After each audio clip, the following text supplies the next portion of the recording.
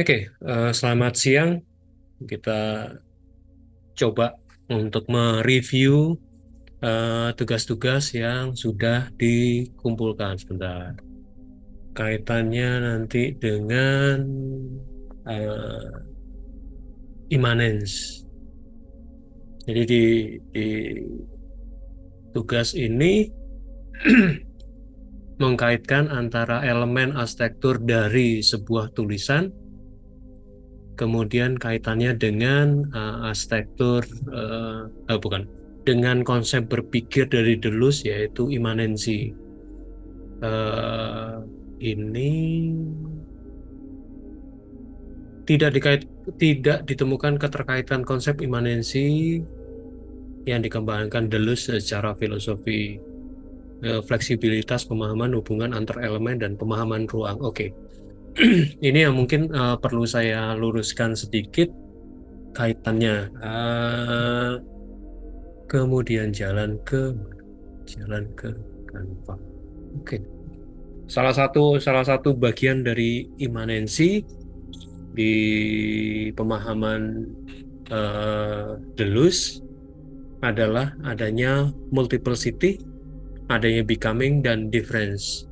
Multiplicity adalah kumpulan dari berbagai elemen yang saling berhubungan. Kemudian becoming adalah proses menjadinya. Kalau di dalam arsitektur ya bagaimana proses menjadinya, baik itu secara bentuk maupun secara ruang yang ujungnya munculnya perbedaan. Jadi bukan pada menentukan identitas, tapi pada prosesnya. Proses perbedaan-perbedaan itu dimunculkan atau diproduksi. Kalau kita kembali yang di slide ini, identity is constantly changing. Immanence is the moment of forming. Immanence adalah saat atau momen gubahan itu terbentuk. Forming itu kan menggubah. Oke, saya stop share dulu. Paksa pindah-pindah sedikit. Oke, saya buka di sini. Yang kaitannya dengan paper yang dibahas, immanence. Ini arsitektur immanence. Di sini si Andre Ranman ini melihat sebuah proses yang dilakukan oleh Corbu, terutama di bagian ini, alinea ini. Jadi ada 4 karya Corbu yang coba dilihat. Kemudian yang kalau dari 4 karya ini bisa saya kecilkan dulu. Dari 4 karya ini disusun secara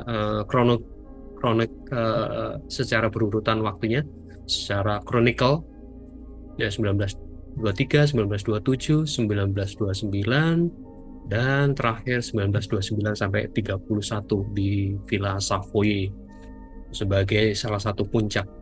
Di sini penulis melihat adanya proses forming itu.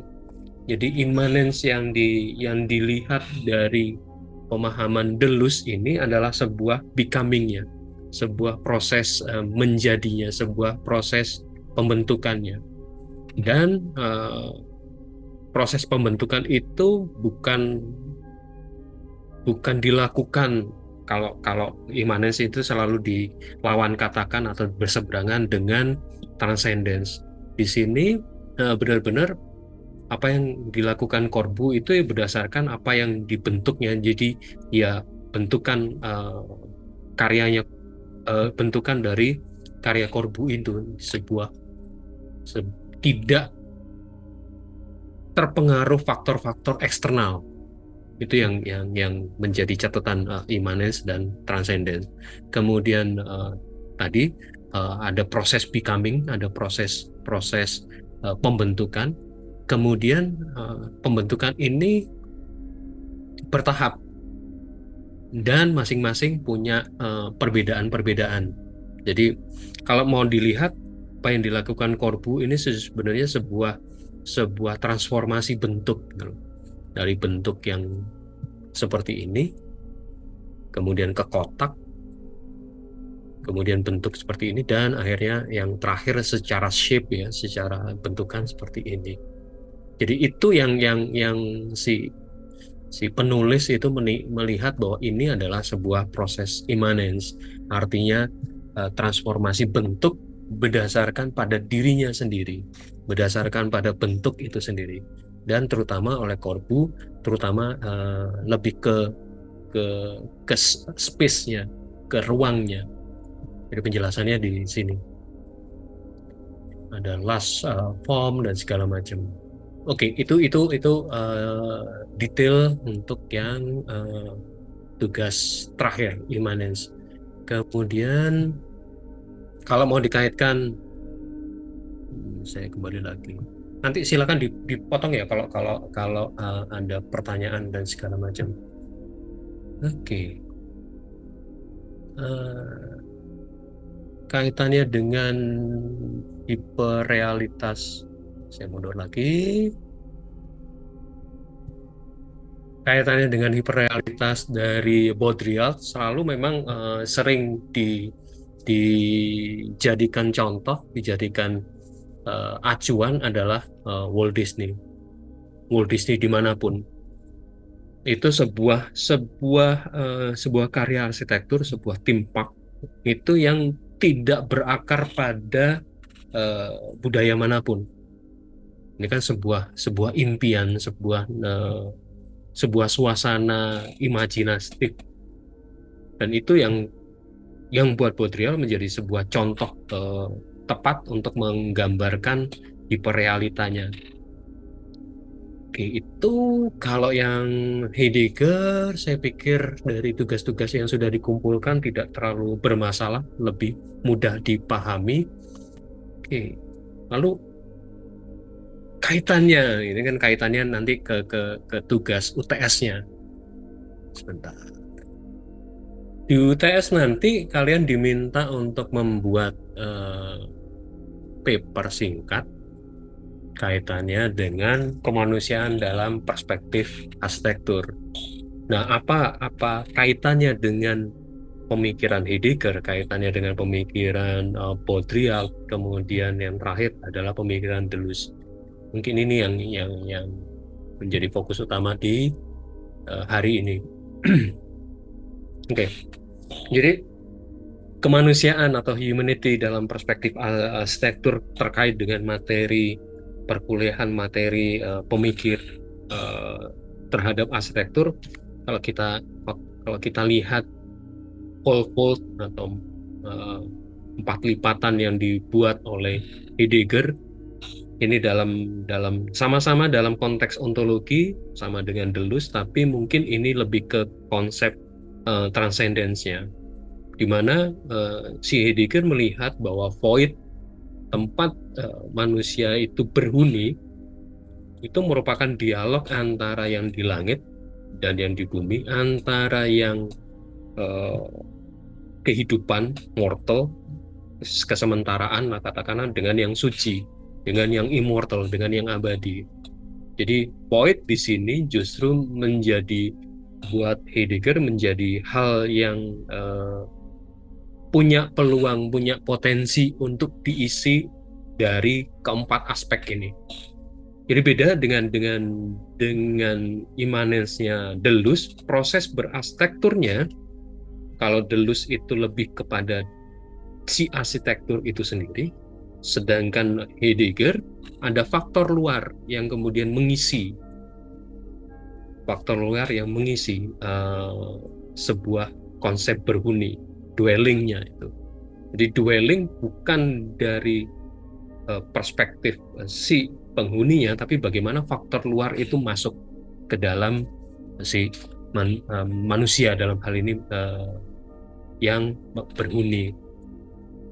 Ini yang kaitannya dengan konsep Heidegger. Jadi kemanusiaan dari Heidegger, fokus utamanya adalah bagaimana manusia mampu menyerap sebanyak mungkin faktor dari luar. Tapi ketika faktor dari luar itu diproduksi, nah ini jadi menarik. Jadi setelah menyerap dari seluruh ada yang di sekelilingnya, kemudian memproduksinya seperti apa? Sebuah pemahaman keindahan, atau kalau di kutipan ini melihat itu cantik, Tapi cantiknya seperti apa? Keindahannya seperti apa? Apakah keindahan yang realita, yang sesuai dengan kehidupan, atau sebuah ilusi ada, atau sebuah simulasi? Kemudian Baudrillard mengistilahkan simulacrum, sebuah keindahan yang tercerabut, sebuah keindahan yang tidak berkaitan dengan realitanya. Kemudian dalam konteks ini Deleuze masuk. Ketika manusia itu sudah pada titik self only a threshold, sebuah batas, sebuah pintu yang dia punya dua pilihan, memahami dirinya melalui dirinya sendiri, atau lebih mengarah ke tadi transcendence, atau lebih mengarah ke utopia, model dari si Baudrillard tadi. Jadi itu yang saya cobakan ke kalian sebagai sebuah kasus uh, paper UTS. Apa itu sih humanity, pemahaman kemanusiaan? Humanity is human race which include everyone on earth. Jadi memahami manusia dengan manusia yang lain. Is also word for quality that make us human, yang membuat kita menjadi manusia. Nilai perbedaannya dengan makhluk lain di situ, quality-nya, seperti kemampuan untuk mencinta, kemampuan untuk compassion, kreatif, dan tidak sekedar menjadi robot atau alien. Itu yang pemahaman dasarnya, yang kemudian menjadi seorang manusia itu adalah sebuah anugerah, tapi tetap kita menjadi seorang manusia yang peduli terhadap lingkungan, peduli terhadap sekitarnya, itu merupakan pilihan. Dan di soal ini, soal UTS ini, saya ingin mengajak kalian dengan beberapa pilihan pandangan, pandangan Heidegger, pandangan Baudrillard, mungkin pandangan Deleuze dengan contoh karyanya Corbu tadi. Apakah kemanusiaan dalam konteks perspektif filsafat arsitektur? Ya, silahkan kalian explore, silahkan kalian dalami seperti apa sih kemanusiaan itu. Silakan juga tidak harus mengacu pada tiga hal ini, tiga pemikir ini, Heidegger atau Baudrillard atau Deleuze. Kalian dipersilahkan untuk mengeksplor lebih lanjut lagi. Yang penting adalah menurut pandangan kalian yang sesuai dengan pemikiran dan apa ya, hati nurani kalian, kemanusiaan itu seperti apa sih? Kalau ditinjau dari perspektif yang kita omongkan sebagai perspektif filsafat arsitektur, mungkin itu penjelasan garis besar terhadap apa-apa yang akan kalian hadapi untuk UTS.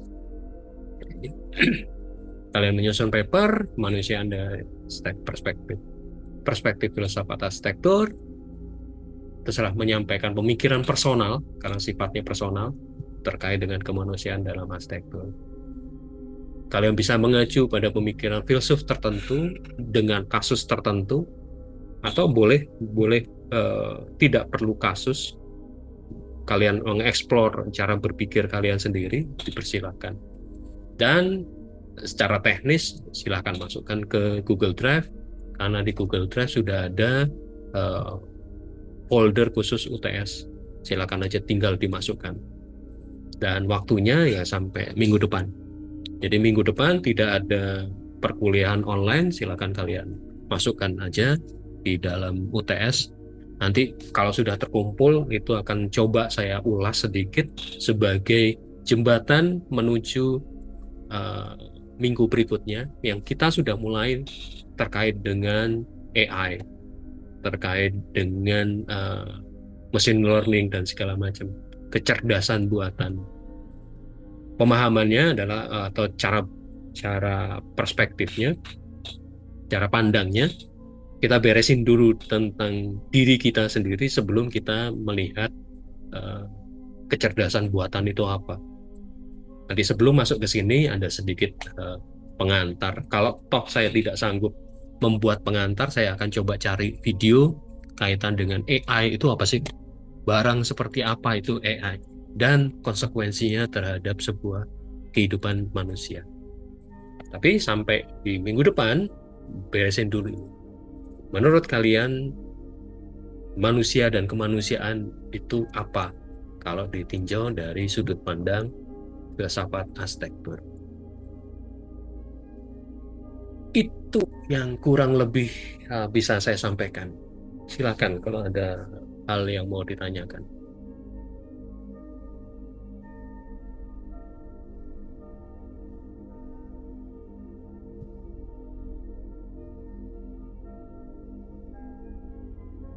Jadi memang memang benar-benar kita mengeksplor cara berpikir beda dengan tugas-tugas lain yang hanya mencoba melihat atau eh, memahami karya arsitektur secara bentuknya saja, tapi sekarang benar-benar cara berpikirnya seperti apa.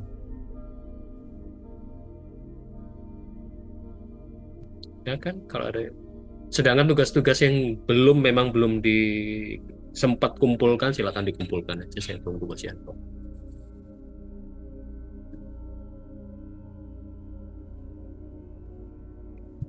Ada pertanyaan? Kemudian kalau memang memang ya karena ini belum dikerjakan ya, karena kalian belum mengerjakan, mungkin kalian belum punya bayangan dan segala macam. Tapi ketika ketika prosesnya kalian menggarap UTS ada kebingungan dan ada hal yang mau didiskusikan, silakan manfaatkan WA group aja. Nggak usah sungkan. Mata kuliah ini saya membebaskan atau lebih lebih lebih tepatnya kita sama-sama belajar lah. Kita sama-sama belajar, sama-sama explore seperti apa.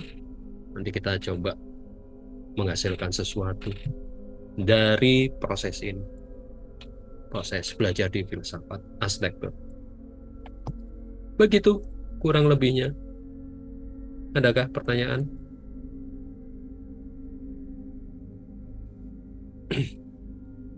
Pak, saya ingin bertanya, tapi mungkin ditanya di grup aja kali ya untuk judul UTS nanti, Pak. Soalnya sebelumnya masih belum paham banget kan Oke. tadinya. Kira-kira sebelum bahas judul, kira-kira mau mau membahas topiknya dulu. Topiknya tentang apa? Eh, Atau garis besarnya seperti apa? ini ada 4 judul. Yang pertama itu desain arsitektur dalam pendekatan imanensi yang Hmm. terapin oleh Deleuze kan. Hmm. Tapi ini lebih mendalami tentang makna kehadiran ilahi secara sakral dipandang dari sudut Deleuze itu sendiri. Hmm. Yang kedua itu berkaitan Sorry, dengan sorry. Hegel. Satu-satu. Yang Deleuze tadi yang desain terkait dengan imanensi, itu berarti Mm-mm. ada kasus ya? Iya, Oke.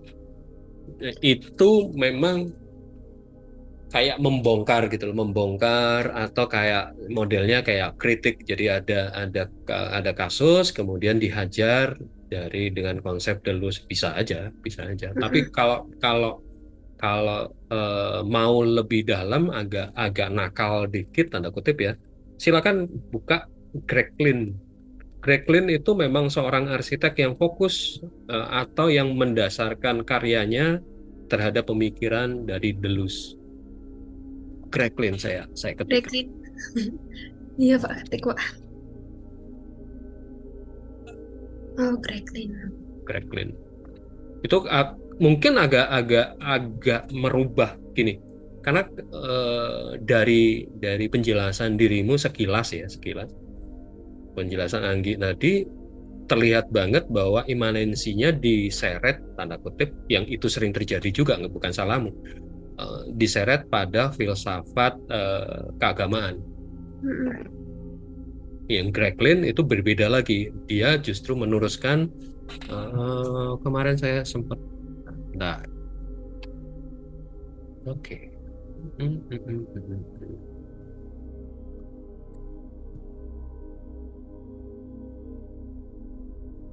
Ya, kalau kalian lihat di sini, sebenarnya apa yang dilakukan Greg Lynn itu meneruskan apa yang dilakukan oleh Eastman.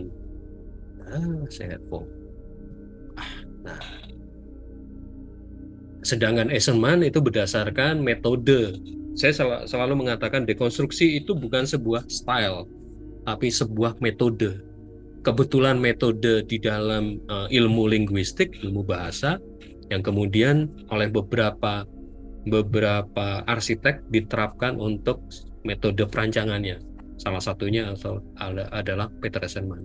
Dan kemudian Peter Eisenman mengembangkan lebih lanjut. Muncullah algoritma versi Lin yang tidak hanya mendasarkan pada metode dekonstruksinya Derrida, tapi juga foldingnya Deleuze. Itu kurang lebih. Itu yang pertama. Yang kedua, Gi. Yang kedua itu arsitektur dengan berdialektika pada kontradiksi perancangan suatu ruang. Oke, masuknya ke Hegel ya. Iya, benar, Pak. Oke, yang melanjutkan tugasmu yang pertama tadi, itu juga seru sih. Iya, Dialektika apa? Ruang. iya, berdialektika pada kontradiksi perancangan suatu ruang. Kasus lagi juga ya. Oke. Iya, Itu sih kalau kalau Hegel saya tidak komentar banyak karena itu menariknya gitu, tesis dan antitesis ya. Tapi jangan lupa Hegel itu tidak berhenti pada tesis dan antitesis. Muncul yang disebut dengan sintesis. hmm, Jadi kontradiksinya itu bukan hanya kontradiksi yang paradoks yang ya sudah biarkan saja, tapi kemudian memunculkan sintesisnya. Sintesisnya apa? Dan itu biasanya muncul justru di karya arsitektur. Karya arsitektur tidak berhenti pada hanya dialog gitu. Seperti punyanya duellingnya Heidegger itu kalau kalau pendek pengetahuan saya tidak hanya berhenti pada dialog langit dan bumi, tapi bagaimana langit dan bumi itu masuk ke dalam void gitu. Dan itu yang disebut dengan dueling. Itu sintesisnya kalau kalau mau dilihat begitu.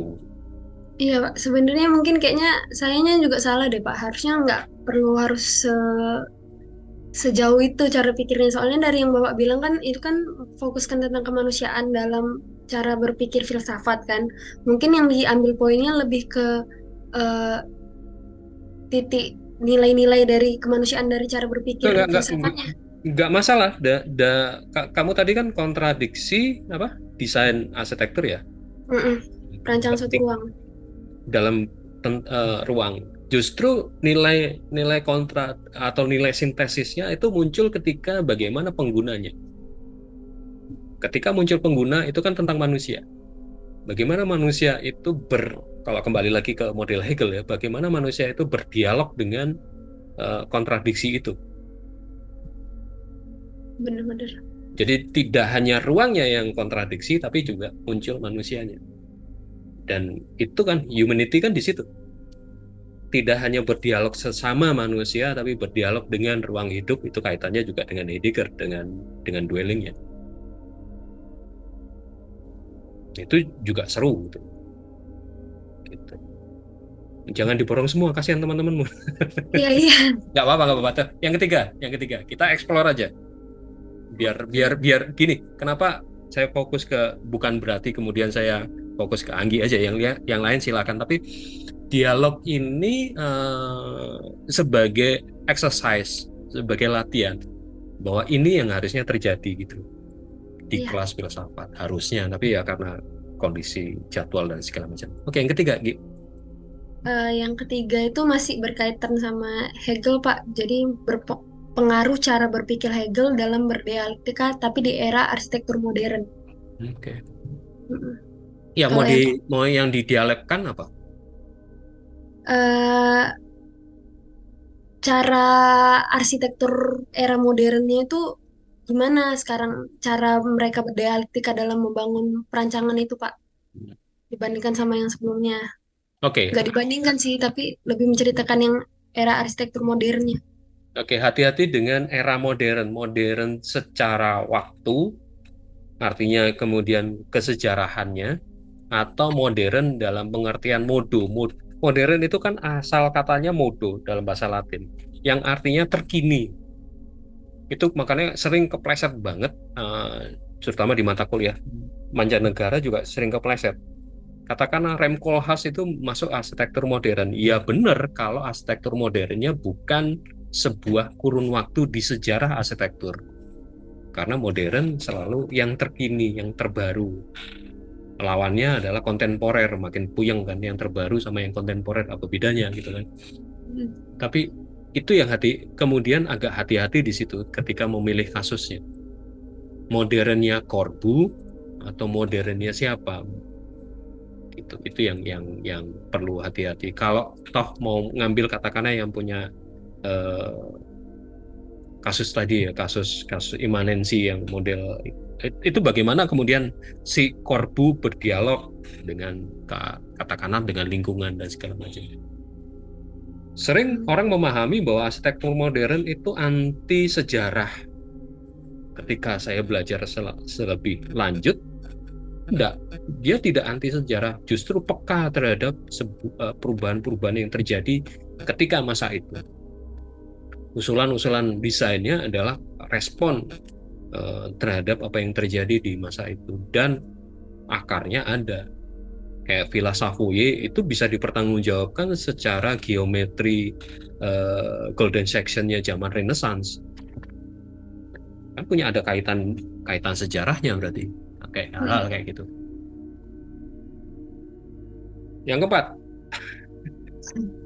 Yang keempat, kaitannya juga sama imanensi sih Pak. Kombinasi imanensi kekuatan alam dengan bangunan arsitektur. oke. Saya juga Ya. kemarin baru tahu bahwa imanensi yang dipikirkan Deleuze, yang pure imanensi, itu berkaitan dengan alam. Alam punya caranya sendiri dalam eh, bertumbuh, berkembang dan segala macam. Dan itu seru banget. Jadi cara berpikirnya bukan alam dipengaruhi oleh siapa, oleh katakanlah ini terlepas dari agama apapun ya. Alam punya metodenya sendiri.